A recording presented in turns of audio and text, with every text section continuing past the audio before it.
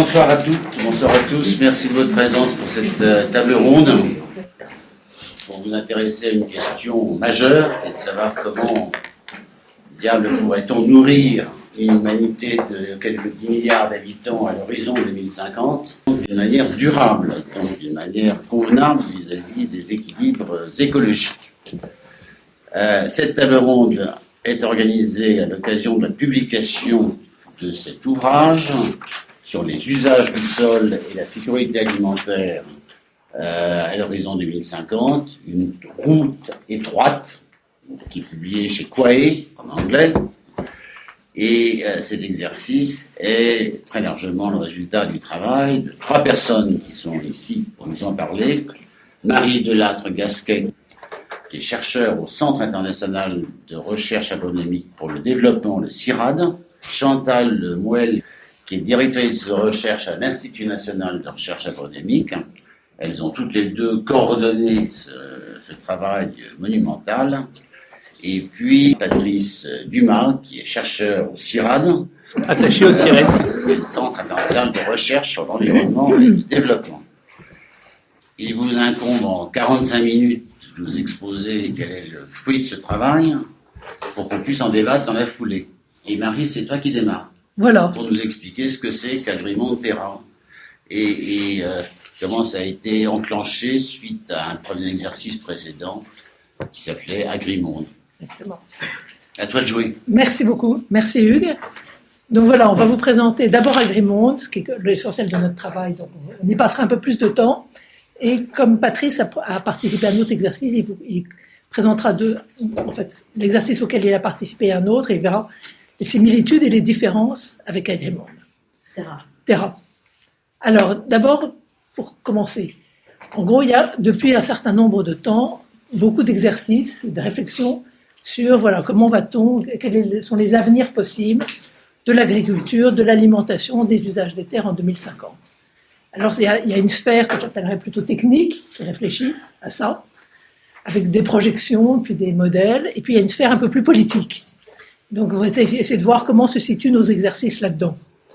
Alors, dans la sphère politique, dès les années 60, en fait, la FAO a fait beaucoup de projections de toutes sortes sur l'agriculture, et puis ça s'est transformé en le monde, en l'agriculture en 2050, avec tel horizon, ça a changé.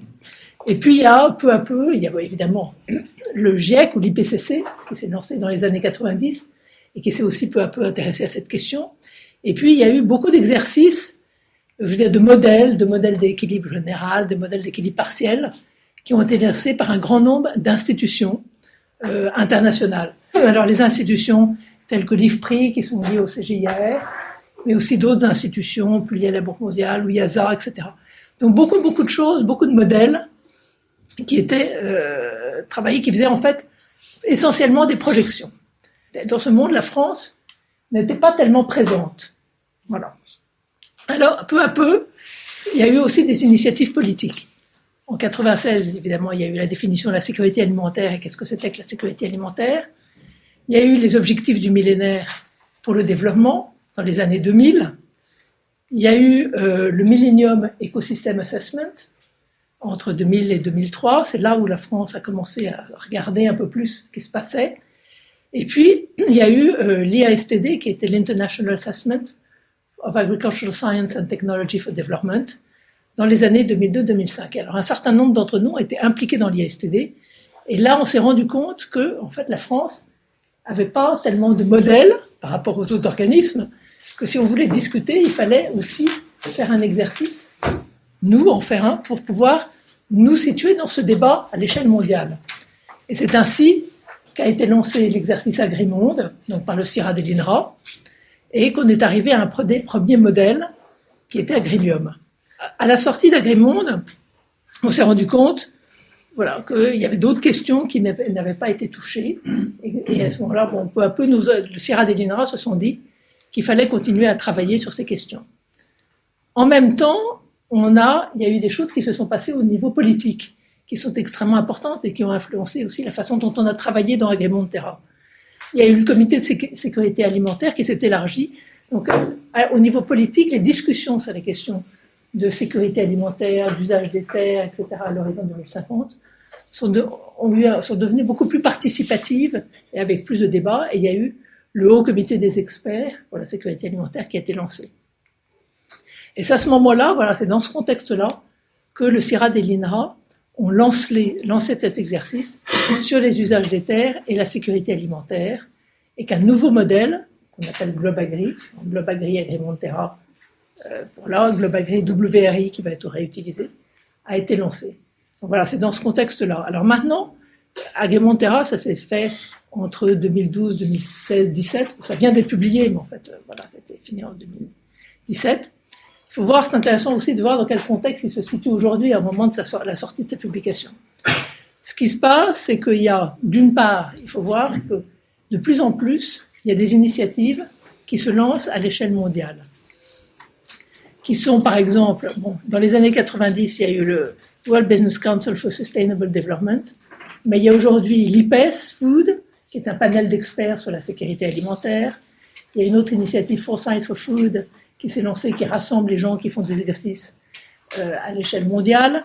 Il y a l'initiative EAT, qui est faite par la Fondation de Stockholm, le Stockholm Religion Center et Wellcome Trust. Voilà, il y a toutes sortes d'initiatives qui se montent également.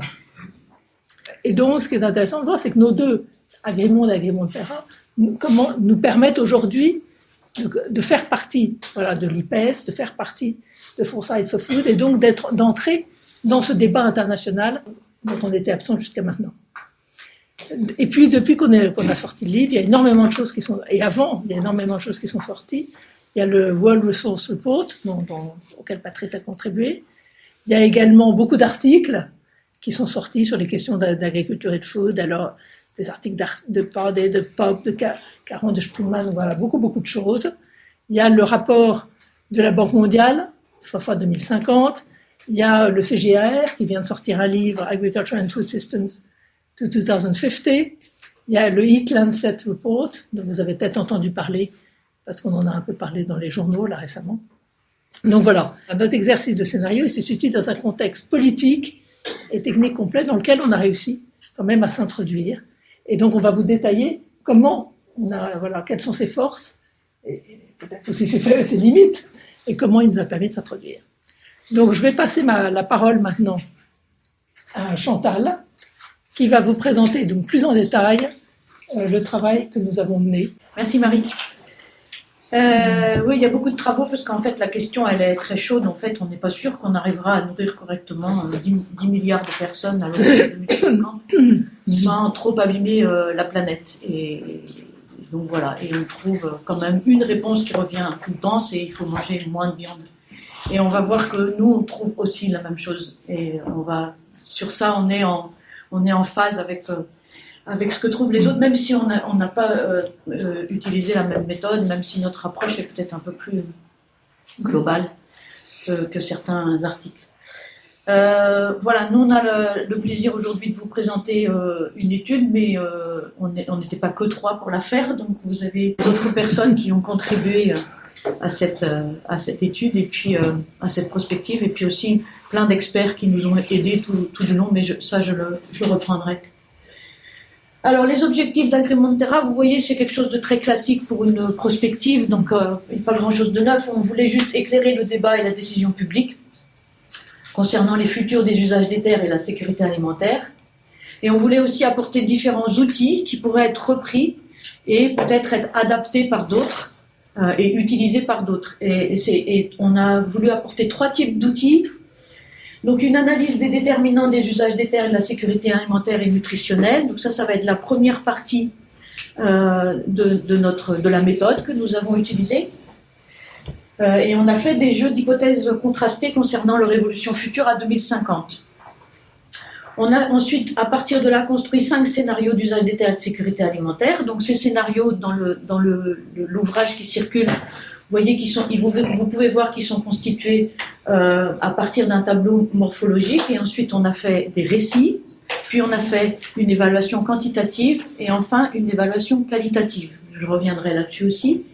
Et puis le 3e instrument, une plateforme quantitative qui s'appelle GlobaGri et qu'on peut adapter à différents exercices. Et c'est pour ça qu'on met le nom de l'exercice, on accole le nom de l'exercice à la plateforme pour le différencier. Parce qu'en fait, on n'a pas toujours les mêmes hypothèses, les mêmes produits, les mêmes régions, etc. Donc voilà pour les objectifs. Deux mots sur la méthode. Donc on a construit nos scénarios à partir d'hypothèses tendancielles ou de rupture à l'horizon 2050 qui concernaient les différents déterminants de notre système. Notre système, c'est usage des terres et sécurité alimentaire. Et donc on a cherché quels sont les principaux déterminants de ce système qui vont déterminer son évolution à 2050. Et on a une série de déterminants qu'on a dit externes et une série de déterminants qu'on a dit internes qui sont ici à droite. Les internes, c'est ceux qui influent vraiment l'arbitrage de l'usage des terres, et les externes, c'est ceux qui l'influent, mais de manière un peu indirecte. Dans les externes, on a le contexte démographique, économique et géopolitique, on a le changement climatique, et on a rajouté les usages non alimentaires des terres, c'est-à-dire en fait les bioénergies, la production de bioénergie, qui utilisent des terres en concurrence avec celles qui sont utilisées pour l'alimentation. Les régimes alimentaires, donc qui sont un élément très très important de nos scénarios. Et puis dans les déterminants directs, on a urbanisation et relations urbain-rural. On a eu un focus assez important dans nos scénarios sur ce déterminant-là, qui nous semble important et qui est souvent oublié dans les autres exercices. Enfin, ceux qu'on a pu lire en tout cas. Les structures agricoles, donc ça c'est comment vont évoluer les exploitations agricoles à l'horizon 2050. Ça c'est aussi un déterminant qui n'est pas souvent présent dans les exercices qui existent. Les systèmes de culture, donc ça c'est plus classique, et puis les systèmes d'élevage.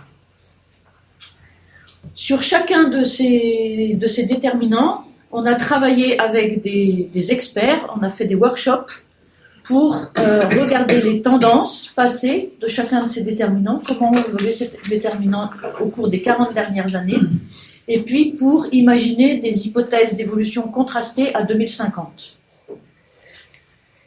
Et ça nous permet de construire ce qu'on appelle un tableau morphologique. Je ne sais pas si vous pouvez lire ici, mais vous avez en fait ici les différents déterminants, et puis ici les différentes hypothèses contrastées d'évolution à 2050. Je ne vais pas toutes vous les détailler, mais par exemple, vous voyez que pour le déterminant changement climatique, en fait, on a trois types d'hypothèses. Une hypothèse où on a une stabilisation du réchauffement climatique, une hypothèse où on a un changement modéré et une hypothèse où on a un changement accéléré. Voilà, un réchauffement accéléré. On a par exemple trois types d'évolution des régimes alimentaires. La transition alimentaire qui continue, enfin la transition nutritionnelle alimentaire et nutritionnelle qui continue. Et là, on a une première variante. On a des régimes qui sont basés sur des produits ultra transformés, ou bien des régimes qui sont basés plutôt sur des produits animaux. On a des régimes alimentaires qui évoluent vers des régimes un peu plus sains, et puis des régimes alimentaires qu'on appelle régionaux, donc plus traditionnels, selon les différentes régions du monde. Les systèmes de culture, donc là on va retrouver aussi des hypothèses assez classiques pour ceux qui travaillent sur l'agriculture, en agronomie particulièrement. On va avoir des systèmes qui vont continuer l'intensification conventionnelle, des systèmes qui vont être plutôt en intensification durable, on pourra revenir sur cette appellation et sur ce que ça veut dire, et puis des systèmes qui vont aller vers l'agroécologie. Et on a une autre hypothèse qui est l'effondrement des systèmes, c'est-à-dire c'est dans un cas où on continue l'intensification conventionnelle et où on a une catastrophe écologique et donc les systèmes s'effondrent. À partir de là, en fait, c'est ce qu'on a voulu signifier ici par ces couleurs, c'est que pour construire les scénarios, on va choisir une ou deux hypothèses d'évolution alternative de chaque déterminant. Et donc, en fait, nos scénarios vont être des combinaisons d'hypothèses d'évolution des différents déterminants. Je vous détaille un petit peu celui-là, qu'on appellera métropolisation, qui est en fait un scénario de développement conventionnel. Et où vous voyez en fait qu'on va avoir ici en contexte global, un contexte de développement conventionnel avec de la globalisation, de la croissance économique, et où l'environnement n'est pas ne doit pas être une contrainte, et donc on va continuer à faire ce qu'on fait et on va essayer de soigner ensuite, c'est-à-dire en sortie. Et donc en fait la technologie ici est très importante et les gens ils croient dans la technologie, ils croient que la technologie va réussir à corriger ou soigner le mal qu'on aura fait aux ressources naturelles. Le changement climatique, dans ce cas-là, il va être élevé, puisque en fait, on va émettre beaucoup de gaz à effet de serre. On va avoir des régimes alimentaires qui vont être dans la transition nutritionnelle, c'est-à-dire plus de calories par personne, et puis une composition qui change avec plus de sucre, plus d'huile végétale, ce qu'on appelle les calories vides, et puis beaucoup de produits animaux. Ce sont les deux variantes ici. Et puis, avec des grandes métropoles qui vont concentrer toutes les personnes, et puis des zones rurales qui sont un petit peu marginalisées, enfin celles qui sont pas reliées aux grandes métropoles vont être marginalisées. Des structures de fermes qui vont évoluer vers des grands projets où ce n'est plus un fermier qui possède les moyens de production, mais c'est le capital, et qui investit dans des projets sur plutôt du court terme, et quand ça rapporte plus, on enlève le capital et on retourne investir ailleurs. On a appelé cela Eat and Run Strategy for Agro-Food Projects. Voilà. C'est une des possibilités, mais il y a d'autres possibilités aussi, donc je ne vous les détaille pas ici. On va avoir du développement, enfin de l'intensification conventionnelle, à la fois pour les systèmes d'élevage et pour les systèmes de culture. Le deuxième, il s'appelle régionalisation. Là, je vous donne juste le moteur. La régionalisation, c'est un peu, disons, la situation dans laquelle on est aujourd'hui, où on se rend compte qu'en tout cas sur le changement climatique, on n'arrive pas à faire de la coopération internationale. Et en fait, les pays vont se dire, on va se replier sur des grandes régions et on va faire en fait les politiques climatiques et les politiques de santé, puisqu'en fait cet objectif-là, il va apparaître aussi au niveau de grandes régions. Alors quand on dit grandes régions, c'est par exemple l'Union européenne, c'est par exemple l'ALENA, au feu l'ALENA, c'est en fait des accords entre l'Asie et la Russie, par exemple. Enfin, ce sont des grandes régions comme ça. C'est pas de la régionalisation du local. Et en fait, on va recentrer les systèmes alimentaires sur ces grandes régions. Et donc, on va mettre en place des normes pour ne pas laisser rentrer des produits qui ne vérifieraient pas certaines normes régionales, enfin qu'on a définies au niveau régional. Donc c'est pas un arrêt total de la globalisation, mais en fait c'est plutôt chaque région reprend la main sur son régime alimentaire et essaye de le développer comme il l'entend.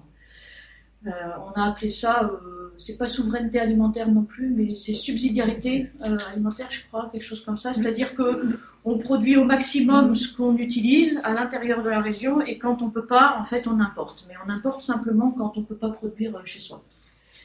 On a un changement climatique modéré, voilà, et donc des régimes alimentaires qui vont être plus traditionnels.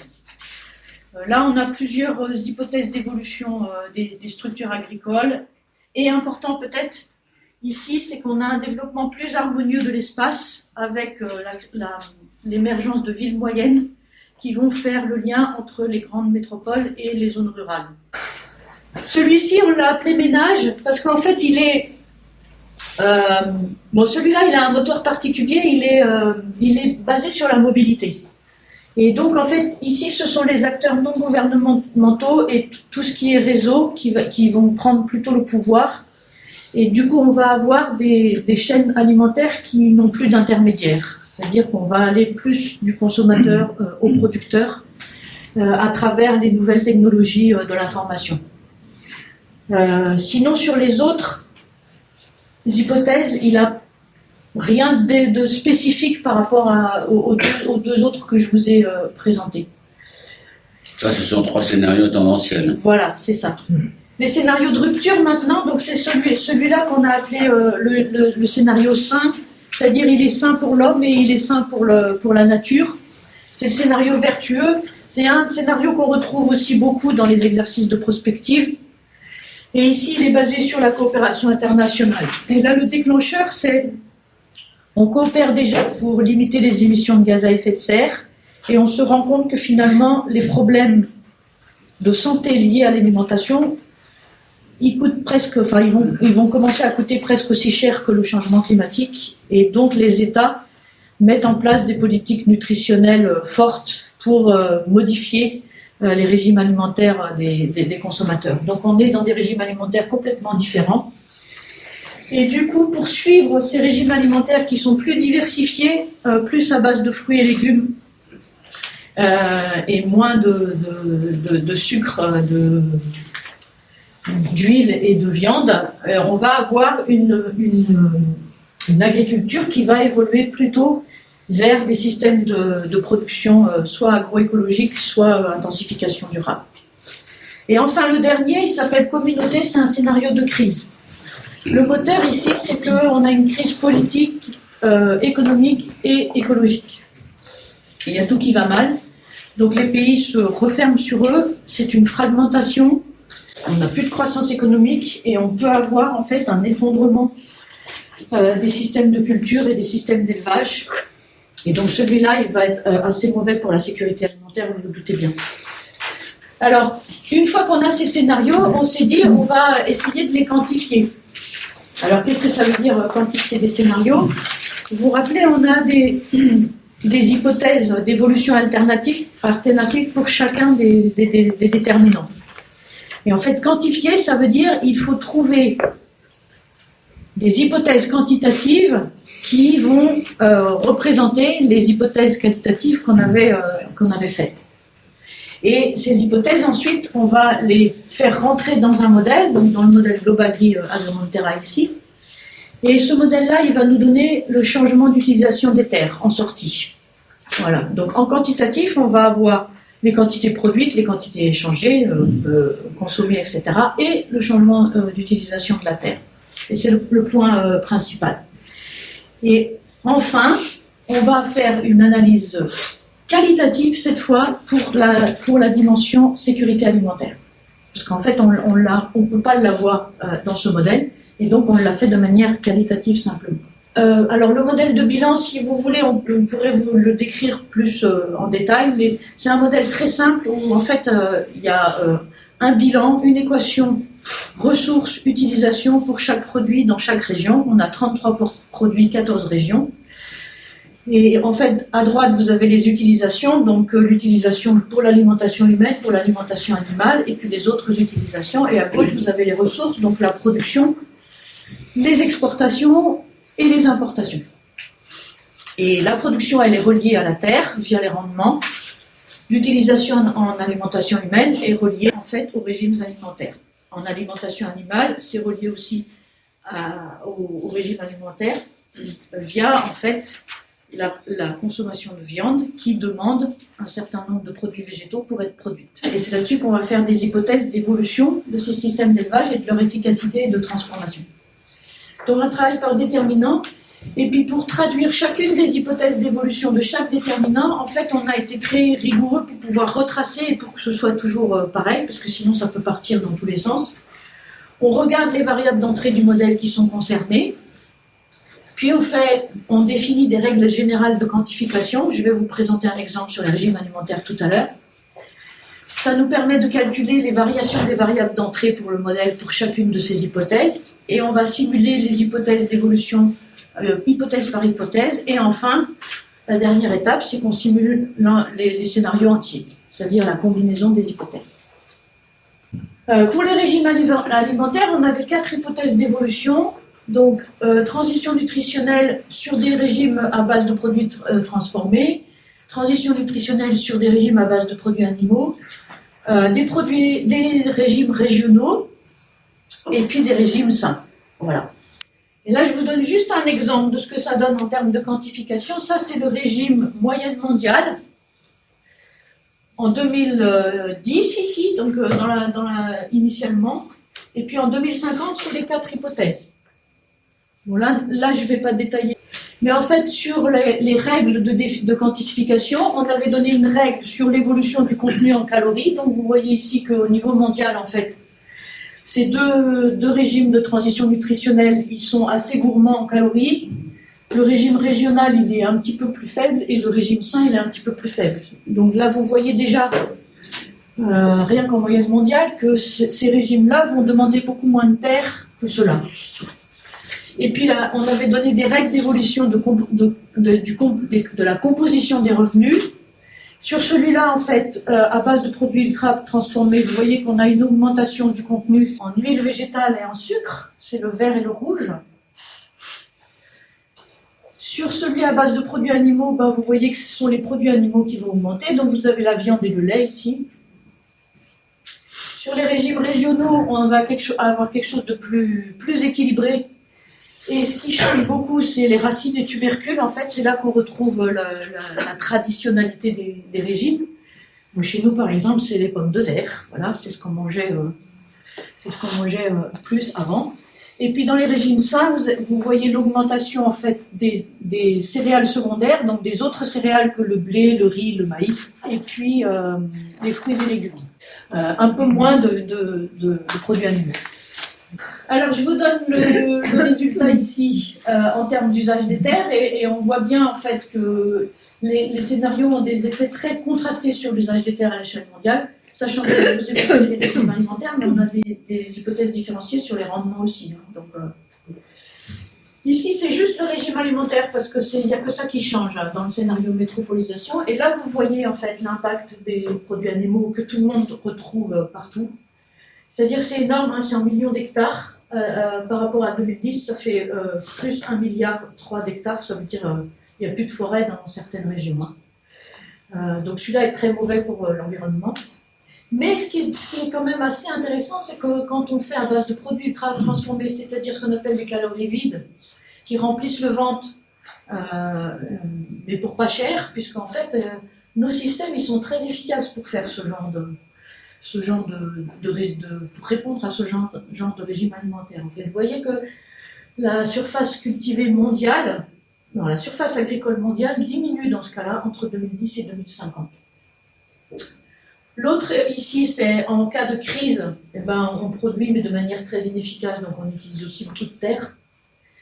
Et le scénario vertueux ici, vous voyez, c'est celui qui va permettre en fait de nourrir tout le monde de manière correcte, sans trop augmenter la surface agricole au niveau mondial. Et en particulier, si on fait de l'intensification durable, plutôt que de l'agroécologie, puisqu'en fait, dans nos hypothèses, l'agroécologie va avoir des rendements moins bons. Et puis le scénario régionalisation ici, qui pourrait être une option, mais vraiment sous certaines conditions, parce que ça fait quand même de l'augmentation des surfaces, et donc sans doute de la déforestation. Je ne différencie pas, mais on a surface cultivée et surface en pâture ici, et donc les surfaces en pâture, elles vont beaucoup augmenter quand on mange beaucoup de viande rouge en fait. Et ici, on mange pas mal de viande rouge dans les régimes traditionnels en fait, et en particulier dans certaines régions, du mouton en fait, des petits ruminants.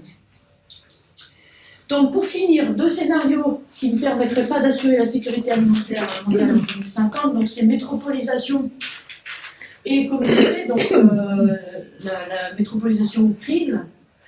Métropolisation parce que soit ça utilise trop de terre, soit, ou dans les deux cas d'ailleurs, on a continuation de l'épidémie d'obésité et de maladies liées à l'alimentation. C'est aussi un scénario où on va avoir une dégradation des ressources et une sensibilité forte au changement climatique.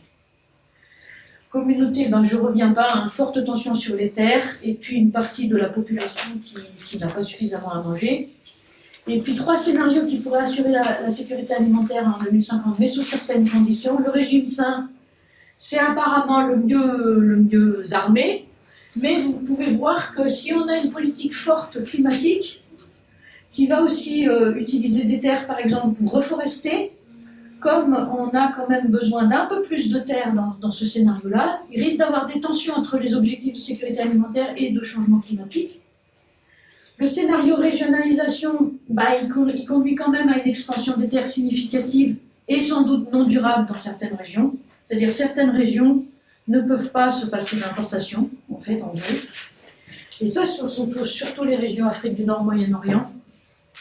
Et puis le scénario ménage, je ne vous l'ai pas dit, mais comme il n'a pas, sur le plan quantitatif, de différence forte par rapport aux autres, en fait, on ne l'a pas quantifié, celui-là. Et donc, il est un petit peu entre tout. Merci. Merci Chantal. Donc voilà, à partir de là, on a réfléchi un peu aux quelles options politiques. Alors évidemment, c'est très difficile quand on raisonne à l'échelle mondiale de penser aux options politiques. Mais il n'empêche qu'il y a quand même un certain nombre de choses. Donc on a essayé de partir, de se dire, voilà, en fait, dans chaque pays, on trouve des tendances vers chacun des scénarios. Si on prend la France, on voit très clairement qu'on a des tendances vers le scénario métropolisation, qu'on a quand même des tendances vers le scénario régime sain, on a aussi des mobilités, il faut dire, voilà. Donc, on a essayé de trouver des options politiques un peu générales. Alors la première, on a appelé ça transcender les paradigmes ambiants et proposer une nouvelle vision. C'est vrai qu'aujourd'hui, on entend beaucoup, voilà, ça peut pas, il faut arrêter, etc. On commence à l'entendre, mais on n'arrive pas à changer de système. Nous n'arrivons pas, globalement, hein, individuellement et collectivement, à changer de vision, parce que finalement, il n'y a pas une nouvelle vision qui véritablement est proposée. Ce sont souvent des petites mesurettes qui sont identifiées, mais pas vraiment une nouvelle vision qui pourrait porter. Et donc, si on reprend un peu la proposition de Meadows là, dans les années 70, au moment c'est vraiment ce qu'elle dit en premier. Moi, je trouve que ça nous a semblé vraiment important d'avoir une nouvelle vision. Donc, ça veut dire considérer les systèmes alimentaires. On a tendance à séparer l'agriculture de l'industrie agroalimentaire, donc vraiment avoir une vision sur les systèmes agroalimentaires, les regarder par rapport aux objectifs du développement durable, modifier leur gouvernance, et puis voir un peu leur rôle dans l'atténuation des changements climatiques. Non pas, l'agriculture ne peut pas être le seul instrument du changement climatique, mais elle y contribue. Et les dernières discussions dans les COP montrent aujourd'hui qu'on comprend le rôle de l'agriculture dans l'atténuation sans mettre tout sur l'agriculture. La seconde chose, et c'est là où on se distingue aussi beaucoup quand même d'autres exercices de prospective, en particulier des projections, tous les autres exercices dont on vous a parlé, ils vont dire beaucoup de choses sur les régimes alimentaires, mais pas sur ce genre de choses. Et en particulier, rien sur la gouvernance des usages des terres. Aujourd'hui, les questions de sécurité alimentaire, elles sont discutées à la FAO et au Comité de sécurité alimentaire mondiale. Sur les questions d'accès à la terre, il n'y a absolument aucune instance mondiale. Et donc, on parle beaucoup du land grabbing, de tous ces mouvements sur les terres, mais il n'y a aucune discussion à l'échelle mondiale qui porte là-dessus. Donc, vraiment, cette gouvernance, elle doit se faire au niveau mondial et bien sûr au niveau national et territorial. Parce que dans l'accès à la terre, il y a à la fois les systèmes fonciers officiels, mais aussi beaucoup de choses qui sont informelles dans beaucoup de pays. Et donc, il faut prendre en compte ces systèmes informels. Donc ça se passe beaucoup à l'échelle aussi des territoires. Troisième chose, c'est garantir un accès à la terre pour toutes les structures et prendre en compte les dynamiques du développement rural. On continue beaucoup à parler politique agricole et pas forcément politique de développement rural. Si on veut aujourd'hui que les gens restent dans les zones rurales, et en particulier en Afrique, d'ici 2050, avec la poursuite de la croissance démographique, il faut maintenir les gens dans des zones rurales et dans des emplois ruraux. Sinon, ils vont tous aller dans les villes et ça va être une véritable catastrophe. Et donc, des politiques de développement rural, ça peut pas seulement être il faut pas seulement des politiques agricoles, il faut aussi des politiques de développement rural. Donc, derrière, des questions d'éducation, de santé, de système alimentaire, de transport, etc. Et garantir l'accès de tous à la terre. C'est vrai qu'aujourd'hui, dans beaucoup de pays, l'accès à la terre pour les jeunes et pour les femmes est particulièrement insécure. Voilà. Quatrièmement, améliorer la cohérence entre les politiques d'usage des terres et entre les politiques d'usage des terres et les politiques alimentaires, et les politiques de sécurité alimentaire, politiques alimentaires. Voilà, on parle beaucoup des politiques en silo. Chacun étant dans son domaine, on le voit que ce soit chez nous ou dans les autres pays. Et tout ce qui pourrait être fait, et c'est vrai que avoir une vision mondiale contribuerait à ça, éviter les silos et avoir davantage de cohérence entre les politiques. Alors évidemment, c'est plus facile à dire qu'à faire, mais il n'empêche que si on ne le dit pas et si on ne cherche pas à le faire, il n'y a pas de progrès. Alors là, ensuite, favoriser des régimes alimentaires diversifiés et sains et réduire les pertes et gaspillages en partant. Ça, on est, voilà, quasiment toutes les études le disent. Là où on est un peu différent de beaucoup d'études, c'est que dans nos travaux, on part des régimes alimentaires tels qu'ils sont aujourd'hui dans les différents pays, en montrant, du moins dans nos différentes régions, et en faisant que les régimes alimentaires vont évoluer de façon différente dans chacune des régions. Donc on a vraiment plus cette approche, alors elle n'est pas territoriale, mais là, en tout cas, à l'échelle des grandes régions, et prenant en compte les situations de départ et pas en raisonnant uniquement sur des moyennes, comme le font d'autres études. Sixièmement, améliorer les performances économiques, environnementales et sociales des systèmes de culture et d'élevage, ou les recomposer.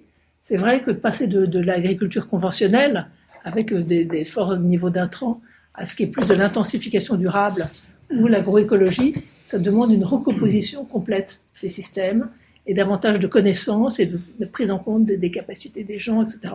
Et donc, ça demande beaucoup, quand même, derrière, des travaux de recherche importants. Aujourd'hui, la différence de rendement, Chantal, on a parlé un peu dans la partie quantitative, le yield gap entre les rendements actuels et les rendements potentiels dans les différents systèmes.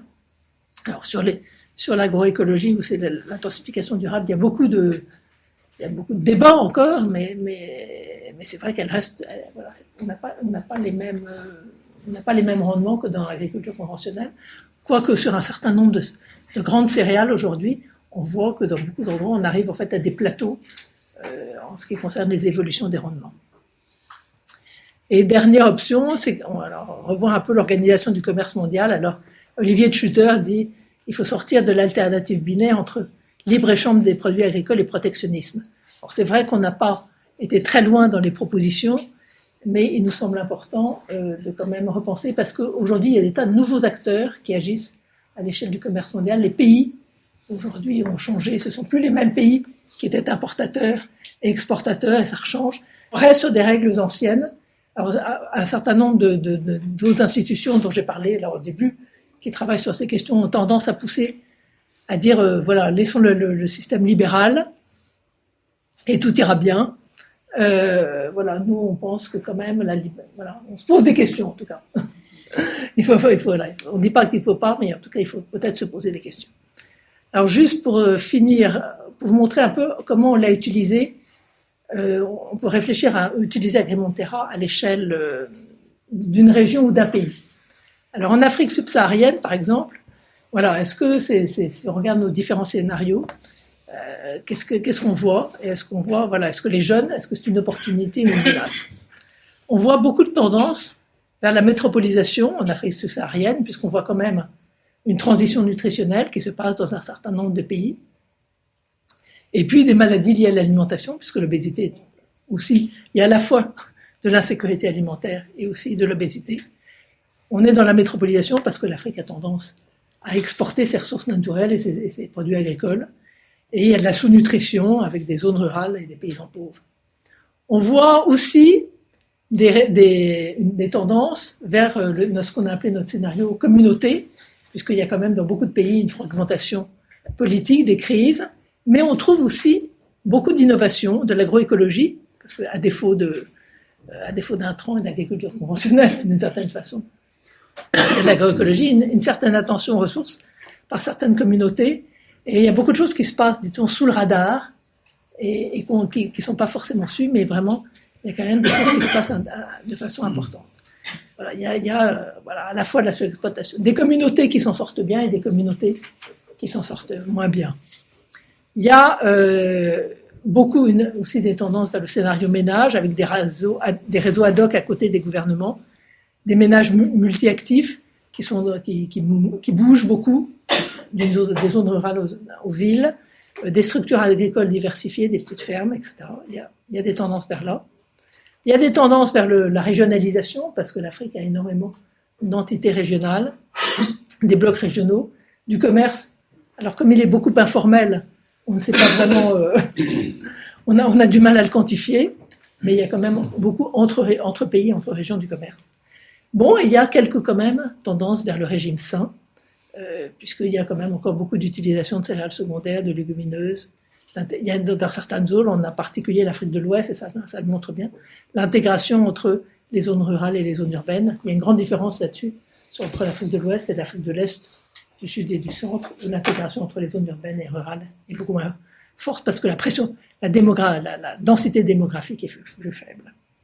Dernière chose, avant que je passe la parole à Patrice, c'est vous montrer comment on a utilisé Agrimonterra dans un pays. On a testé à l'échelle nationale en Tunisie comment on pouvait utiliser Agrimonterra. Donc, c'est-à-dire qu'on a construit des scénarios à l'aide de la boîte à outils d'Agrimonterra à l'échelle nationale. Ça a conduit, donc ça a été fait en 2015, et en fait, depuis 2015, ça se poursuit. Les résultats des ateliers qui ont été menés en Tunisie ont conduit à fait que ça a été pris en compte dans une initiative qui s'appelle Agricultural Transformation Pathway, qui ont vu de définir des actions pour aller vers les objectifs du développement durable. Ça a aidé à la construction de la stratégie de recherche.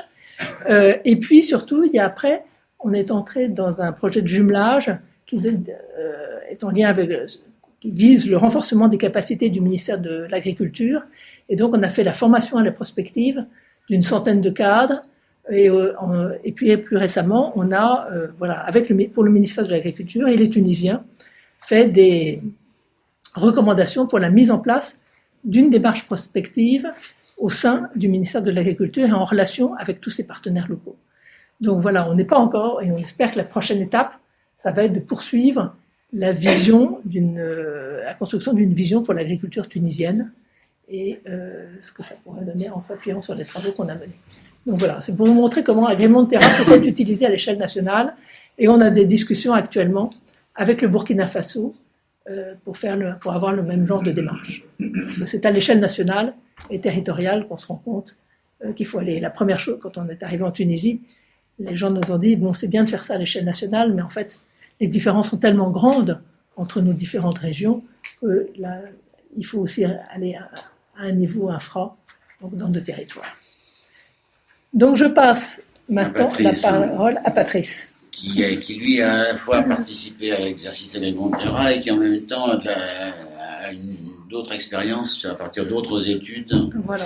Ouais, donc sur des problématiques communes. J'ai participé à celui-là, World Resource Report. Donc c'est 2 exercices d'anticipation sur le système alimentaire, l'usage du sol et leurs conséquences environnementales. Donc que je vais présenter, que je vais comparer un peu avec Agrimonterra. Donc le World Resource Report auquel j'ai participé, les 2 viennent d'être publiés un petit peu après Agrimonterra, et le Heat Lancet Commission on Healthy Diet from Enable Food Systems. Alors le rapport World Resource Report du WRI, donc il regarde aussi comment nourrir le monde avec un objectif de diminution également des émissions de gaz à effet de serre, et il y a fait aussi également un objectif de ne pas trop utiliser de sol, mais en fait, la diminution des émissions de gaz à effet de serre est plutôt plus contraignante que l'usage des sols. Il faut même de la déprise et de la reforestation. Et il propose un menu de 22 options qui sont groupées en 5 grands thèmes. Ce qui concerne la réduction de la demande, augmentation de l'efficience, donc des rendements et de l'efficience animale, protéger et restaurer les espaces naturels qui séquestrent du carbone, des choses sur la pêche durable et sur l'aquaculture également, et enfin des options technologiques pour réduire les émissions de production spécifiquement. Donc si jamais on regarde dans le scénario le plus ambitieux, ce que ça donne sur les changements d'usage des sols, donc tout à gauche, la barre jaune, là, c'est l'augmentation des usages des sols, donc totaux, pâture plus culture, dans notre scénario de référence, qui vient de la... En gros, monde aussi. Hein. Qui est, ouais, au niveau du monde, qui vient de la FAO, donc ça fait plus 600 millions d'hectares. Et après, on a les autres barres qui correspondent aux différentes options. Donc en rouge, c'est les options sur la demande. Donc par exemple, ici, là, c'est l'option de changement de régime alimentaire. Donc là, ce qui a été choisi, c'est une option qui est vraiment très liée aux questions de changement climatique. C'est une réduction de 30% de la viande de ruminants, donc bovins, ovins, et puis c'est réduit dans les pays qui sont les plus consommateurs, jusqu'à obtenir une diminution de 30% de la production ou de la demande. Et puis après, on a ici des options qui sont plus sur les changements d'efficience, sur les rendements, et puis également sur les pâtures. Et puis ici, ce qui concerne les poissons, l'aquaculture. Et c'est moins important au niveau quantitatif. Si on regarde cette fois-ci les émissions de gaz à effet de serre, donc on part de la même façon de notre référence avec 15 gigatonnes de CO2 équivalent par an qui sont émis en 2050, et puis on arrive à 4 gigatonnes. Donc on retrouve les émissions, les réductions d'émissions qui correspondent aux options sur la demande, l'efficacité, et là on a en plus des émissions qui sont plus un peu des options technologiques qui permettent de réduire les émissions de production. Donc là, le premier par exemple, c'est des additifs pour les ruminants qui permettent de contrôler la flore microbienne et d'éviter les émissions de méthane liées à la fermentation entérique. Il y a aussi des choses sur les pratiques dans le riz et sur augmenter l'efficience de l'azote. Et on finit par des changements dans l'utilisation des sols pour éviter d'utiliser des sols qui ont le plus de carbone, donc typiquement éviter d'utiliser des tourbières, en particulier les tourbières équatoriales, donc qui sont très très riches en carbone et qu'on relâche tout ce carbone quand on les met en culture. La commission HIT du Lancet, c'est une approche qui est assez différente vu que c'est vraiment une approche qui part d'un régime alimentaire normatif qui est quand même assez flexible. Donc ça ressemble beaucoup à ce qu'il y a dans l'agrément de Terra, de ce point de vue-là. On parle d'un régime sain. Et après, on utilise des limites planétaires, donc des seuils. On essaie de voir le changement de régime plus d'autres options technologiques. Est-ce qu'on reste dans certains seuils au niveau des seuils qui correspondent à des capacités environnementales, on va dire, au niveau global. Et donc les 5 limites planétaires qui ont été regardées, c'est les émissions de gaz à effet de serre, la charge en azote et en phosphore, l'utilisation d'eau douce, la biodiversité et l'usage des sols, et uniquement des cultures. Alors quelques résultats, hein, très rapidement.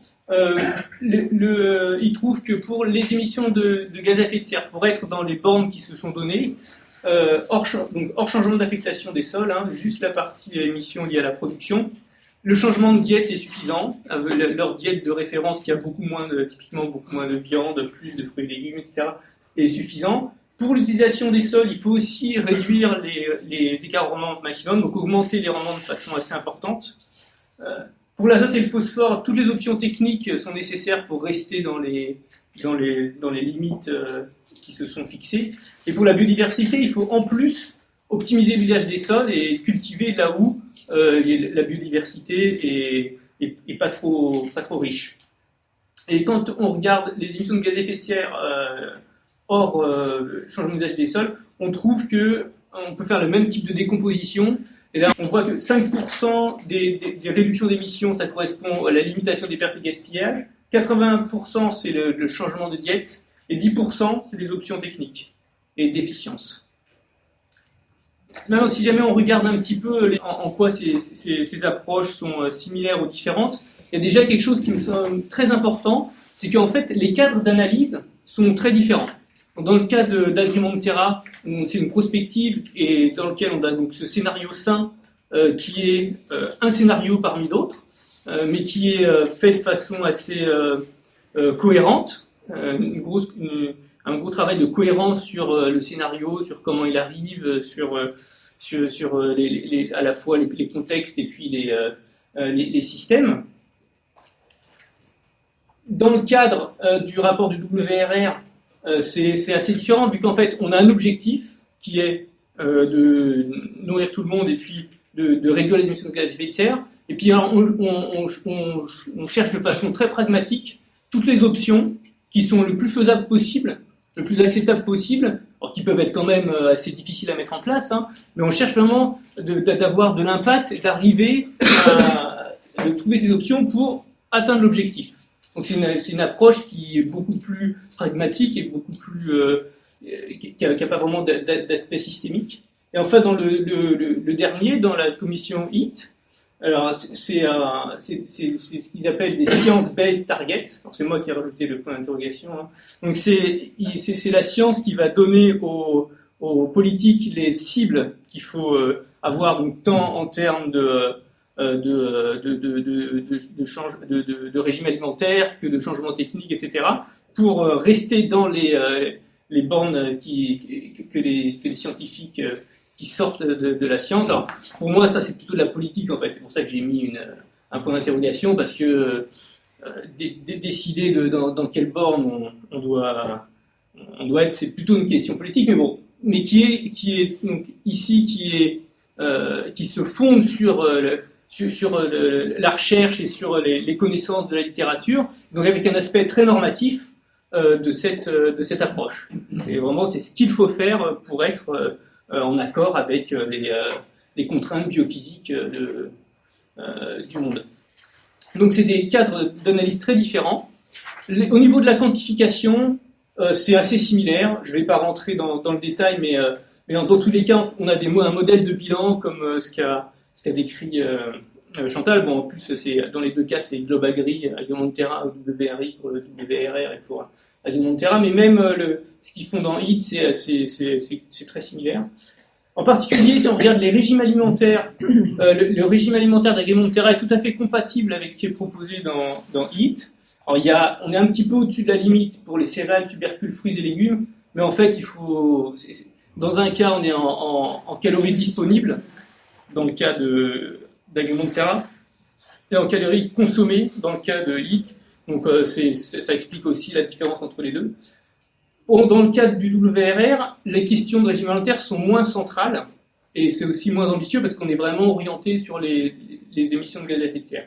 Mais quand même, c'est quand même important. Et enfin, bon, petit détail, au niveau des populations, c'est une option qui a été prise en compte seulement dans le WRR, et c'est discuté dans HIT, mais c'est pas du tout pris en compte dans Agrimonterra. On a considéré que le sujet était un peu trop sensible. Et alors finalement, maintenant sur les résultats, en fait, avec ces cadres différents, finalement, on trouve des conclusions, des recommandations qui sont quand même extrêmement similaires, même si c'est obtenu dans des cadres d'analyse et des façons des façons de réfléchir au futur qui sont assez différentes. Il y a quand même des différences, donc je pense qu'il y en a une qui est importante, c'est sur la question de la vision des options technologiques et de leur, à la fois de comment on les prend en compte et quelle est leur importance pour les changements. Donc dans Agrimonterra, comme il a déjà été dit, on a deux options agroécologie et intensification durable qui sont bien intégrées dans le cadre du scénario, donc on sait bien à quoi ça correspond, c'est bien, il y a une forte cohérence. Dans le cadre du WRR, en fait, il n'y a pas du tout de système particulier mis en avant, c'est des options qu'on choisit comme ça. Il y a implicitement un système technique plutôt conventionnel, intensification durable, qui est implicitement cohérent, mais on n'en parle pas du tout. Dans HIT, on met en avant des pratiques durables, mais en fait, c'est plutôt un discours, parce que quand on regarde les options qui sont proposées, c'est finalement des options très conventionnelles, qui sont tout à fait similaires à ce qu'il y a dans le WRR. Bon, après, il y a des différences, un peu plus de détails, comme par exemple la question du carbone dans le sol, qui est très mise en avant dans Agrimonterra. C'est en lien avec le 4 pour 1000, hein, qui avait été proposé par Stéphane Le Foll, alors que dans le WRR, on considère que c'est une option qui est en général pas pertinente, et là on voit vraiment l'aspect, le fait que je pense que c'est quand même lié au fait que c'était une prospective qui a été faite par des instituts de recherche agronomique français, donc on retrouve un peu plus d'accent mis sur quelque chose qui est porté par la France. Bon, puis je passerai sur le dernier, et enfin le dernier point qui est peut-être un petit peu important, c'est on a une déprise qui est beaucoup plus forte dans le WRR, donc avec jusqu'à moins 60% des surfaces totales, donc une déprise agricole qui est importante pour permettre de la séquestration en fait sur les espaces naturels pour réduire les émissions de gaz à effet de serre, qui a relié avec une efficience de l'élevage qui est plus importante même dans le scénario de référence, alors que Agrimonterra et HIT sont assez similaires sur les cultures, et on a une augmentation, ce que vous avez déjà dit Chantal, sur les surfaces totales d'Agrimonterra, qui fait aussi que c'est pas forcément complètement cohérent avec les objectifs de réduction d'émissions de gaz à effet de serre qui seraient plus en cohérence avec ce qu'on a comme scénario en termes de politique climatique. Mais globalement, c'est quand même des scénarios qui sont relativement similaires et des recommandations aussi assez similaires. On peut dire que c'est aussi différentes quantifications du même futur, avec une façon différente de considérer est-ce qu'il est désirable, est-ce qu'on y va, est-ce qu'il faut y aller, quoi. Merci Voilà. beaucoup. Merci à vous trois. La discussion est ouverte.